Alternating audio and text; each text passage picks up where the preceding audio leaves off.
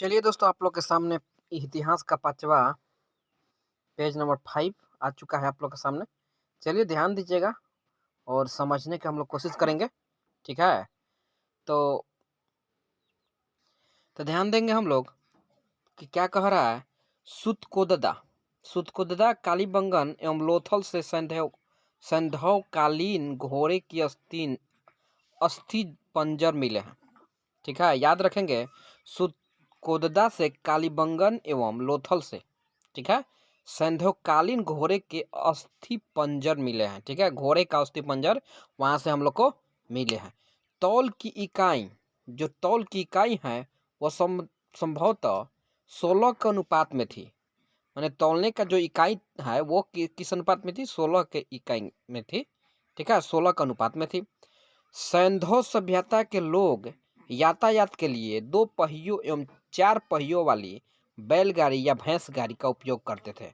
मतलब कि सैंधव सभ्यता के लोग क्या करते थे, माने इधर उधर जाने के लिए, जैसे कि एक जगह से दूसरे जगह जाने के लिए, यातायात के लिए, रोड पर यानी सड़क पर चढ़ने के लिए 2 पहियों या 4 पहियों वाली बैलगाड़ी या भैंस गाड़ी का उपयोग करते थे। मतलब कि बैलगाड़ी, पहले बैलगाड़ी चलती थी ना, तो इसलिए बैलगाड़ी का उपयोग करते थे ज़्यादातर उस समय लोग।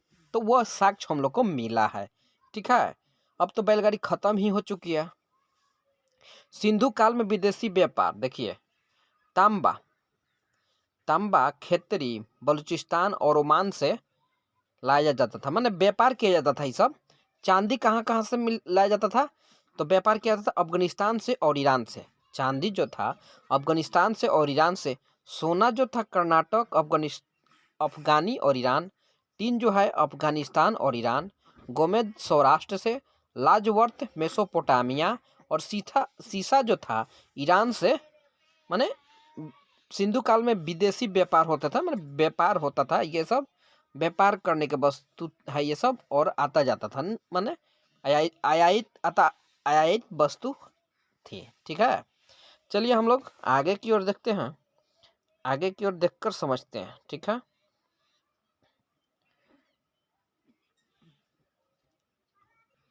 मेसोपोटामिया के अभिलेखों में वर्णित मेलुहा शब्द का अभिप्राय सिंधु सभ्यता से है। मतलब कहने का मतलब है कि मेसोपोटामिया के जो अभिलेख में है, मेलुहा जो शब्द मिला है वो सिंधु सभ्यता से जुड़ा हुआ है, सिंधु सभ्यता से ही है। ठीक है, संभवतः हड़प्पा संस्कृति का शासन वाणिक वर्गों के हाथों में था। मतलब कि हड़प्पा संस्कृति का जो शासन था वणिक वर्गों के हाथों में था, वणिक वर्गों के हाथों में था, याद रखेंगे। ठीक है, अब थोड़ा सा हम लोग ऊपर चलते हैं। यहाँ हम लोग देखते हैं, पहले यहाँ पर हम लोग देख लेते हैं, इसको याद करेंगे। प्रमुख स्थल और नदी, मतलब कहने का मतलब है कि हड़प्पा जो था किस नदी के किनारे बसा है? तो रावी नदी के किनारे बसा है। याद रखेंगे, हड़प्पा किस नदी के किनारे बसा है? तो रावी नदी के किनारे बसा है। ठीक है, मोहनजोदड़ो, तो मोहनजोदड़ो जो है सिंधु नदी के किनारे बसा है। ठीक है, मोहनजोदड़ो है जो है वह सिंधु नदी के किनारे बसा है। तो हड़प्पा रावी नदी के किनारे बसा है, जो पाकिस्तान के पंजाब प्रांत का साहिवाल जिला। ठीक है, किस जिला में? साहिवाल जिला में दायरम साहनी 1921 ईस्वी में, माधव स्वरूप वत्स 1926 में, और व्हीलर 1946 में। ठीक है, तो सबसे पहले हम लोग पढ़ लेते हैं कि कौन नदी के किनारे बसा है। ठीक है, इसके बाद उसके बारे में हम लोग जानकारी लेंगे। ठीक है, तो ध्यान दीजिएगा, हड़प्पा जो है रावी नदी के किनारे बसा हुआ है। मोहनजोदड़ो जो है सिंधु नदी के किनारे बसा हुआ है। हड़प्पा किस नदी किनारे बसा हुआ है? रावी। और मोहनजोदड़ो सिंधु नदी किनारे बसा हुआ है। चंदोदड़ो जो है सिंधु नदी के किनारे बसा हुआ है। कालीबंगन जो है घग्गर नदी के किनारे बसा हुआ है। ठीक है, कोटडीजी जो है सिंधु नदी के किनारे बसा हुआ है। कोटडीजी जो है सिंधु नदी के किनारे बसा हुआ है। रंगपुर मादर, रंगपुर जो है रंगपुर मादर नदी के किनारे बसा हुआ है। ठीक है, रोपर जो है सतलज नदी के किनारे बसा हुआ है। रोपर जो था या फिर है वो किस नदी किनारे बसा है? सतलज। ठीक है। लोथल जो है भोगवा, लोथल किस नदी किनारे बसा है? भोगवा। ठीक है। लोथल किस नदी किनारे बसा था? तो भोगवा नदी के किनारे बसा था। आलमगीरपुर हिंडन नदी के किनारे। ठीक है। आलमगीरपुर हिंडन नदी के किनारे। आगे हम लोग देखते हैं सुतकोडोर दासक नदी किनारे है। सुतकांडोर सुतकांगेडोर किस नदी किनारे है? दासक नदी के किनारे है। बनमाली किस नदी के किनारे है? रंगोई नदी के किनारे है। बनमाली जो है वह रंगोई नदी के किनारे है। धौलावीरा जो है लूनी नदी के किनारे है। धौलावीरा जो है किस नदी के किनारे है? लूनी नदी के किनारे है। ठीक है।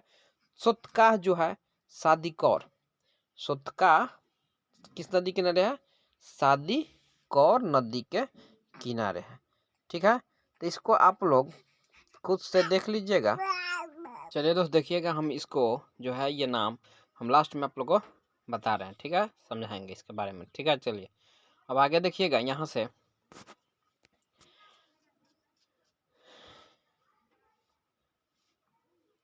सैंधववासी सूती एवं ऊनी वस्त्रों का प्रयोग करते थे। सैंधववासी क्या करते थे कि सूती एवं ऊनी वस्त्रों का प्रयोग ज्यादातर करते थे। ठीक है, याद रखेंगे सैंधववासी जो थे सूती एवं ऊनी वस्त्रों का प्रयोग करते थे। ठीक है। मनोरंजन के लिए सैंधववासी जो थे मछली पकड़ना, शिकार करना, पशु पंछियों को आपस में लड़ाना, चौपर, पासा खेलना आदि साधनों का प्रयोग करते थे। मतलब कि सैंध्यवासी जो थे वस्त्र में सूती वस्त्र का और ऊनी वस्त्रों का बहुत ज़्यादा क्या करते थे वो लोग? प्रयोग करते थे। ठीक है। मनोरंजन के लिए सैंध्यवासी जो थे मछली पकड़ते थे, मछली जो, और शिकार करते थे, मतलब कि शिकार करना, और पशु पंछियों को आपस में लड़ाते थे, जो कि अभी भी चलता है। ठीक है। चौपर और पासा खेलना आदि साधनों का उस समय प्रयोग ये लोग करते थे। ठीक है। आगे हम लोग देखते हैं।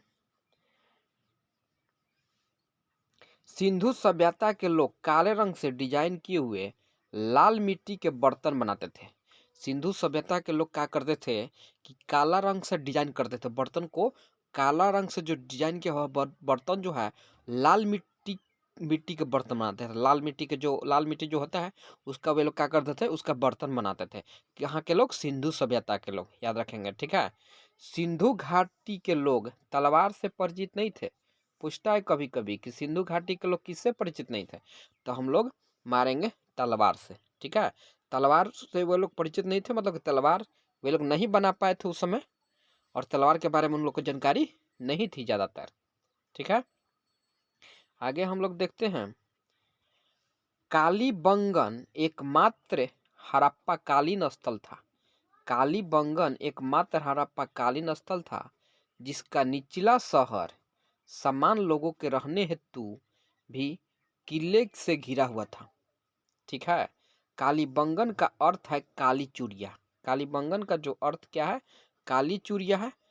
ठीक है। कालीबंगन मात्र हड़प्पाकालीन स्थल था। ठीक है, जिसका निचला शहर समान लोगों के रहने हेतु भी किले से घिरा हुआ था। यहाँ से पूर्व हड़प्पा स्तरों के खेत जोते जाने और अग्नि पूजा के प्रथा का प्रमाण मिला है। मतलब कि यहाँ से क्या मिला है, तो ध्यान दीजिएगा, खेत जोता हुआ खेत मिला है। मैंने लगता था कि वो लोग खेत जोतते थे। ठीक है। और अग्नि पूजा भी करते थे। ठीक है। अग्नि पूजा तो अभी भी चलता है। तो उस समय भी लोग हड़प्पा कालीन स्थल था। ठीक है। पर्दा प्रथा एवं वेश्यावृत्ति सैंधव सभ्यता में प्रचलित थी। माने पर्दा प्रथा। ठीक है। वो लोग बहुत, जो औरतें थी वो पर्दा प्रथा में ज़्यादा रहती थी, माने पर्दा में रहते थे। ठीक है। आगे की ओर ध्यान दीजिएगा। शवों को जलाने एवं गाड़ने यानी दोनों प्रथाएं प्रचलित थी। ठीक है। उस समय क्या करते थे लोग? शवों को जलाते भी थे और गाड़ते भी थे। ठीक है। जमीन में उसको दफनाते भी थे। हड़प्पा में शव को दफनाने, हड़प्पा में क्या करते थे कि शव को दफनाने, जबकि मोहनजोदड़ो में जलाने की प्रथा थी। पूछेगा आपसे कि किस में शव की दफनाने की प्रथा थी, तो हड़प्पा में शव को दफना दिया जाता था हड़प्पा में, और मोहनजोदड़ो से जलाने की प्रथा थी मोहनजोदड़ो। ठीक है, तो हड़प्पा में क्या था, उसको दफना दिया जाता था। ठीक है, जमीन कोई हड़प लेता है ना, तो याद रखेंगे हड़प्पा में जमीन में दफना देता मोहनजोदड़ो। ठीक है, मोहनजोदड़ो, तो मोहनजोदड़ो में जलाने की प्रथा थी, विद्यमान थी। ठीक है, लोथल एवं कालीबंगन में युग में समाधियां मिली है। माने लोथल और कालीबंगन में युग में समाधियां मिली है, समाधि भी मिला उस समय। अभी भी समाधि, लोग समाधि में लीन रहते हैं, समाधि धारण कर लेते हैं। सिंधु सभ्यता के विनाश का संभवतः सबसे प्रभावी कारण बाढ़ था। सिंधु सभ्यता का विनाश कैसे हुआ, अचानक बाढ़ आ गया होगा। ठीक है, इसलिए सभी लोग, सभी तहस नहस हो गया, विनाश हो गया वहां पे। ठीक है, बहुत बड़ा बाढ़ आ गया होगा। आग में पकी हुई मिट्टी को टेराकोटा कहा जाता है। आग में पकी हुई मिट्टी को क्या कहा जाता है उस समय, टेराकोटा कहा जाता है। ठीक है, तो ये सब हम लोग जानकारी रखेंगे। ठीक है, आगे देखिएगा, वैदिक सभ्यता। वैदिक सभ्यता में वैदिक काल का विभाजन दो भागों में, कौन कौन, ऋग वैदिक काल 1500 से 1000 ईस्वी। वैदिक काल का विभाजन कितने भागों में किया गया था, दो भागों में। कौन कौन, ऋग वैदिक काल जो 1500 से 1000 ईसा पूर्व, और उत्तर वैदिक काल जो 1000 से 600 ईसा पूर्व में किया गया। ठीक है, आर्य सर्वप्रथम पंजाब एवं अफगानिस्तान में बसे। आर्य जो थे सबसे पहले कहाँ बसे आकर, आर्य जो थे सबसे पहले पंजाब और अफगानिस्तान में बसे थे। वे सब आकर कहाँ बसे थे, पंजाब और अफगानिस्तान में बसे थे। मैक्स मुलर ने आर्यों का मूल निवास स्थान मध्य एशिया को माना है। मैक्स मुलर ने आर्यों का जो मूल निवास था, जो उन लोग का असली घर था, असली निवास स्थान था, वो मध्य एशिया को बताया गया है, माने मैक्स मुलर के द्वारा बताया गया है। ठीक है, आर्यों द्वारा निर्मित सभ्यता, आर्यों द्वारा निर्मित सभ्यता वैदिक सभ्यता कहलाई। यह एक ग्रामीण सभ्यता थी। क्या थी, यह एक ग्रामीण सभ्यता थी। आर्यों की भाषा संस्कृत थी। आर्यों की भाषा क्या थी, संस्कृत थी। ठीक है, आर्य शब्द भाषा समूह को इंगित करता है। आर्य शब्द भाषा समूह को इंगित करता है। क्या करता है, आर्य जो शब्द था वो भाषा समूह को इंगित करता है। ठीक है, चलिए हम लोग आगे देखते हैं। पिग्गट जो थे, हड़प्पा एवं मोहनजोदड़ो को एक विस्तृत साम्राज्य की जुड़वा राजधानी कहा है। मतलब कि पिग्गट हड़प्पा एवं मोहनजोदड़ो को पूछता है कि हड़प्पा एवं मोहनजोदड़ो को जुड़वा राजधानी किसने कहा था, तो पिग्गट ने। याद रखेंगे, पिग्गट। या पूछता है कि जुड़वा राजधानी कौन है, तो हड़प्पा और मोहनजोदड़ो हम लोग मारेंगे। ठीक है, सिंधु सभ्यता के लोग धरती को उर्वरता की देवी मानकर उसकी पूजा करते थे। सिंधु सभ्यता में क्या करते थे कि धरती माता को, यानी धरती को माता मानकर, ये उर्वरता की देवी मानकर उसकी पूजा करते थे। ठीक है, वृक्ष पूजा एवं शिव पूजा के प्रचलन के साक्ष्य भी सिंधु सभ्यता में मिले हैं। मतलब कि वृक्ष पूजा, जो अभी भी वृक्ष को पूजा किया जाता है हिंदू धर्म में, और शिव पूजा के प्रचलन के भी साक्ष्य मिले हैं। शिव जी के पूजा का भी उस समय साक्ष्य मिला हुआ है। ठीक है, स्वास्तिक चिन्ह संभवतः हड़प्पा सभ्यता की देन है। जो स्वास्तिक चिन्ह मिला है वो कहाँ की देन है, हड़प्पा सभ्यता के दिन है। पूछेगा कि स्वास्तिक चिन्ह कहाँ से मिला है, तो हड़प्पा सभ्यता से मिला है। इस चिन्ह से सूर्य उपासना का अनुमान लगाया जाता है। इस चिन्ह जब मिला, यह चिन्ह, तो लोग, जो इतिहासकार थे, उन्होंने बताया कि यह सूर्य उपासना का चिन्ह लगता है। ठीक है, सिंधु घाटी के नगरों में, सिंधु घाटी के नगरों में किसी भी मंदिर के अवशेष नहीं मिले हैं। ठीक है, सिंधु घाटी जो नगर था उसमें मंदिर के अवशेष उसमें नहीं मिला है। ठीक है, सिंधु घाटी में मातृ देवी की उपासना शाब्दिक प्रचलित थी। कहने का मतलब कि सिंधु सिंधु घाटी सभ्यता में मातृ देवी की जो उपासना थी वो बहुत प्रचलित थी। पशुओं में कुबर वाला सार पशुओं में कुबर वाला सार इस सभ्यता के लोगों के लिए विशेष क्या था, पूजनीय था, विशेष पूजनीय था। ठीक है, आगे हम लोग देखते हैं स्त्री मृण्य मूर्तियां, मिट्टी के मूर्तियां अधिक मिलने से ऐसा अनुमान लगाया जाता है कि सैंधव समाज मातृ सत्तात्मक था।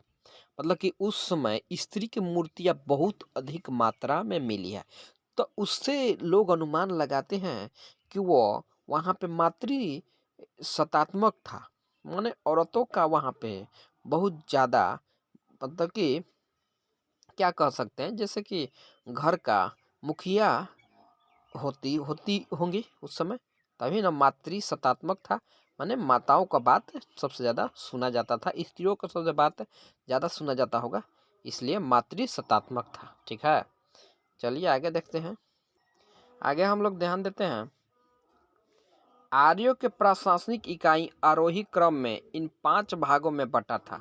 ठीक है, कुल ग्राम, 20 जन राष्ट्र, ग्राम के मुखिया, ग्रामीणी, 20 का प्रधान, 20 पति एवं जन के शासक राजन कहलाते थे।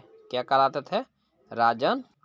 राज्य अधिकारियों में पुरोहित एवं सेनानी प्रमुख थे। मान राजा के जो अधिकारी थे, पुरोहित को प्रमुख और सेनानी को प्रमुख माने मुख्य आदमी का दर्जा दिया जाता था, प्रमुख व्यक्ति का दर्जा दिया जाता था।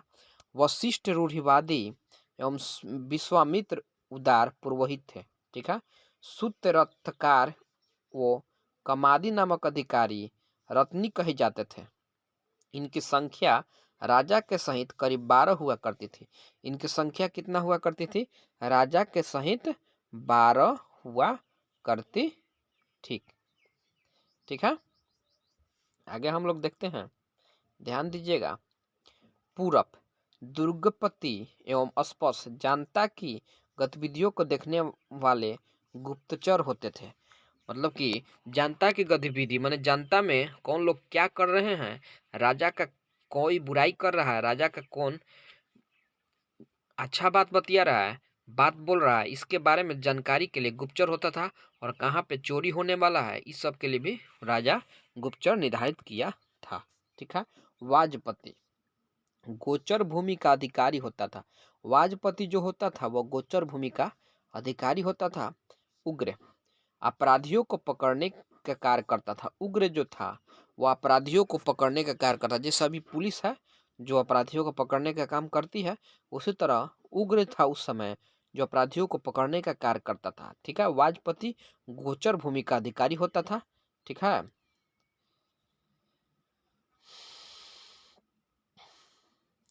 आगे समझते हैं। नोट में ऋग्वेद में किसी तरह के न्याय का उल्लेख नहीं है। ऋग्वेद में किसी तरह के न्याय का उल्लेख नहीं दिया गया है। सभा एवं समिति राजा को सलाह देने वाली संस्था थी। सभा एवं समिति जो थी राजा को सलाह देने वाली एक संस्था थी।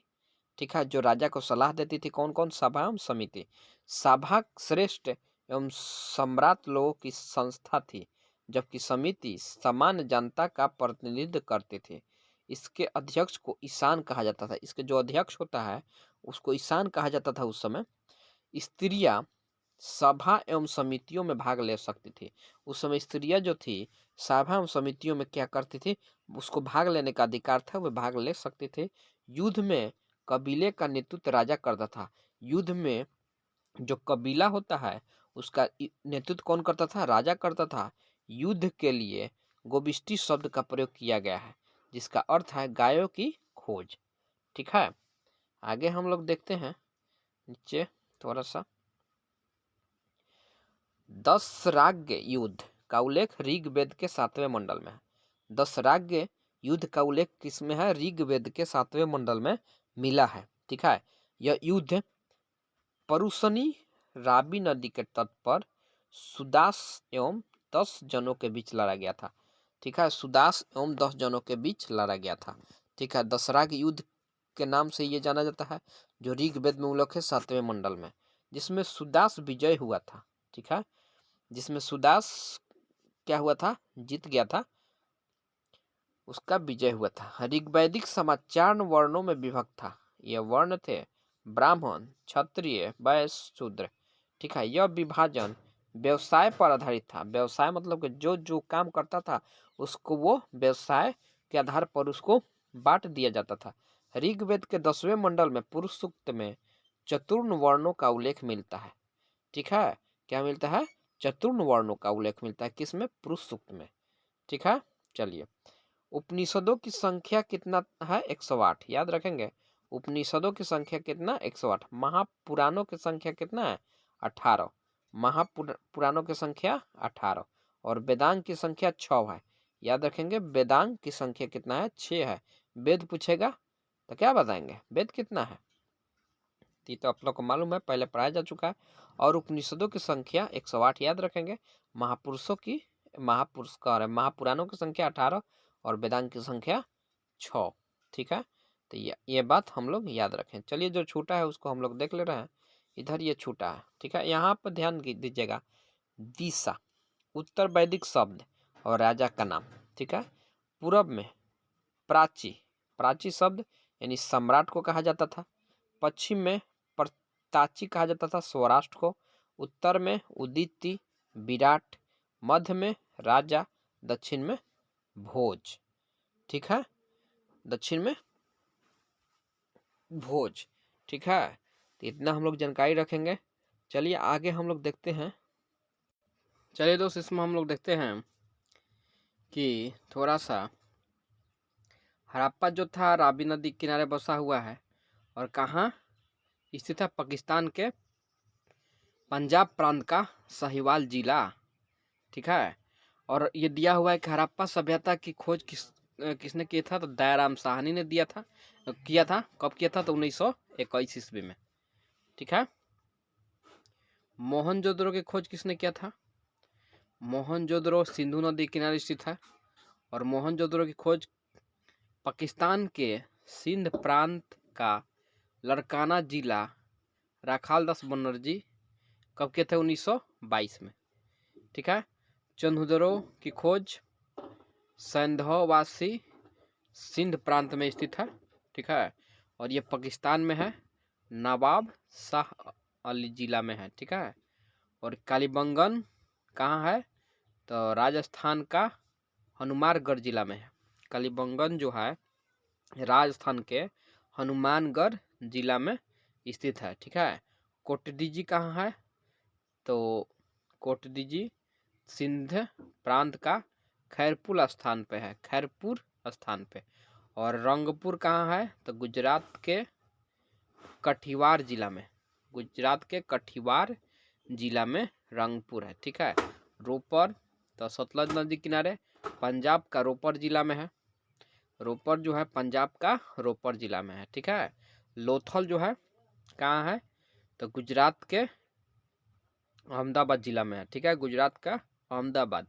और आलमगीरपुर कहाँ है? तो उत्तर प्रदेश का मेरठ जिला में। कहाँ है? उत्तर प्रदेश के मेरठ जिला में है। ठीक है, सुतकोडोर कहाँ है? तो पाकिस्तान के मकरान में समुद्र के किनारे ओरेंटाइल स्टाइल। ठीक है, बनमाली कहाँ है? तो हरियाणा का हिसार जिला है, वहाँ पे बनमाली है। और धौलावीरा कहाँ है? तो गुजरात के कच्छ जिला में है। ठीक है, इतना हम लोग जानकारी रखेंगे और ये याद रखेंगे सुतकदा को जो है दक्षिणी बलूचिस्तान में स्थित है। और दोस्तों, इसके बारे में हम लोग जो किसने खोज करता है क्या है, इसको हम लोग ये तो पढ़े हैं सिर्फ, हम इसको ट्रिक से अगले वीडियो में हम आप लोग को इसके बारे में डाल देंगे। ठीक है, तो आप लोग बने रहिएगा और लाइक और सब्सक्राइब जरूर कीजिएगा। मिलते हैं नेक्स्ट वीडियो में, तब तक के लिए धन्यवाद।